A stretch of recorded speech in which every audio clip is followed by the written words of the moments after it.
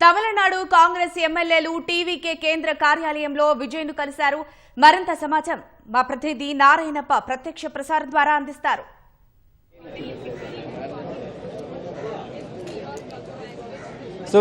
తమిళనాడులో గడిచిన 3 రోజులుగా కొనసాగుతున్న రాజకీయ అనిశ్చితికి తెరపడనుంది. తమిళనాడు కొత్త ముఖ్యమంత్రిగా టీవీకే అధినేత విజయ్ రేపు ప్రమాణ స్వీకారం చేయనున్నారు. ఇప్పటికే ఇటీవల ముగిసిన సార్వత్రిక ఎన్నికల్లో టీవీకేకి 108 స్థానాలు వచ్చాయి. ప్రభుత్వం ఏర్పాటు చేయడానికి సంఖ్యాబలం లేకపోవడంతో 2 రోజులుగా తమిళనాడులో రాజకీయ అనిశ్చితి నెలకొంది. టీవీకే అధినేత విజయ్కి మద్దతు ఇచ్చేందుకు కాంగ్రెస్ అధికారికంగా ప్రకటన చేసింది. షరతులతో కూడిన మద్దతు ప్రకటించింది.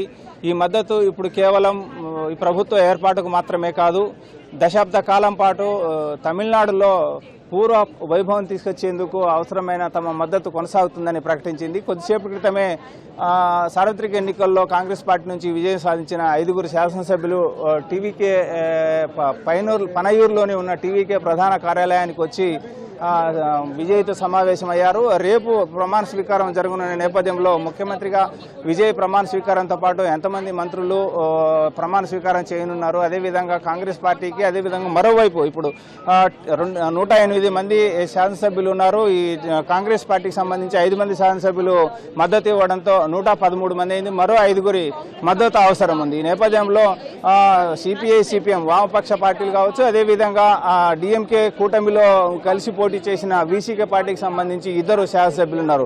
వారు 6 మొత్తం 124 మంది అయ్యేందుకు అవకాశం ఉంది. ఈ నేపథ్యంలో వారు కూడా మద్దతు ఇచ్చే అంశం, వారిని కూటమిలోకి తీసుకొచ్చే అంశంపై కాంగ్రెస్ పార్టీకి సంబంధించిన శాసనసభ్యులు, తమిళనాడుకు సంబంధించిన కాంగ్రెస్ పార్టీ నాయకులు విజయ్తో సమావేశమయ్యారా, దానికి సంబంధించిన అంశాలు కూడా పూర్తి చర్చకు వస్తున్నాయి.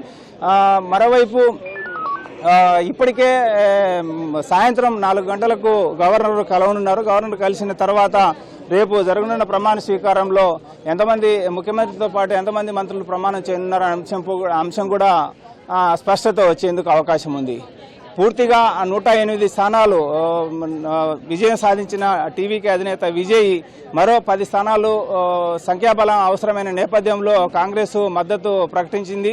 దీంతో మిగిలిన పార్టీలు కూడా, అదేవిధంగా సిపిఐ, సిపిఎం కావచ్చు, వీసీకే పార్టీకి సంబంధించిన శాసనసభ్యులు కూడా మద్దతు ప్రకటించేందుకు అవకాశం ఉన్న నేపథ్యంలో కొత్త ప్రభుత్వం ఏర్పాటు కానుంది. రేపు జరగనున్న ప్రమాణ స్వీకారానికి సంబంధించి చెన్నై నగరంలోని జవహర్లాల్ నెహ్రూ స్టేడియంలో విస్తృత ఏర్పాటు చేస్తున్నారు. సాయంత్రం 4 గంటల తర్వాత ప్రమాణ స్వీకార సమయం కూడా టీవీకే అధికారికంగా ప్రకటించేందుకు అవకాశం ఉంది.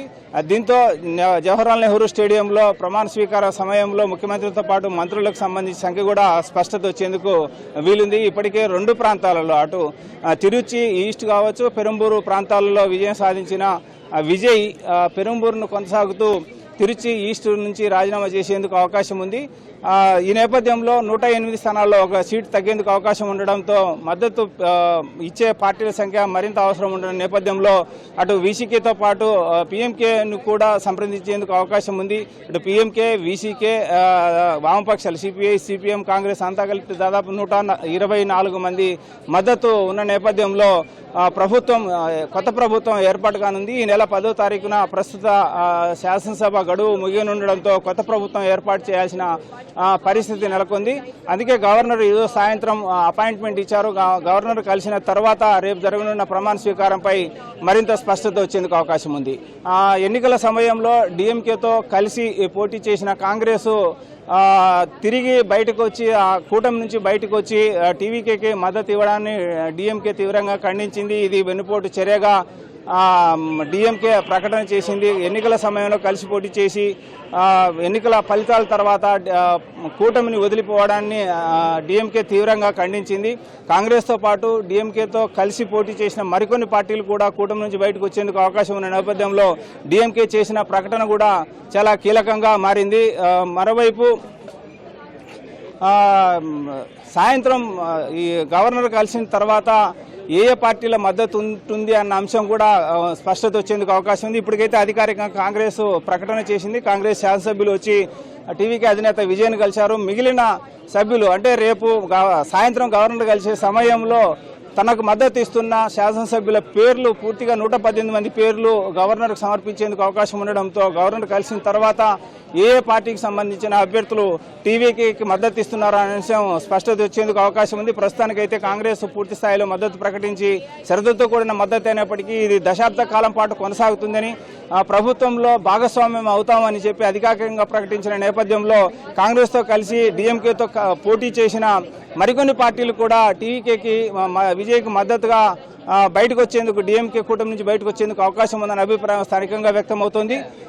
సాయంత్రం గవర్నర్ను కలిసిన తర్వాత ఈ మంత్రివర్గ సంబంధించి కావచ్చు, లేకపోతే ఏ పార్టీలు టీవీకే విజయ్కి మద్దతు ఇస్తున్న అంశంపై స్పష్టత వచ్చేందుకు అవకాశం ఉంది. ఇది ఇక్కడ తాజా పరిస్థితి. Over to studio. Thank you Narayanappa.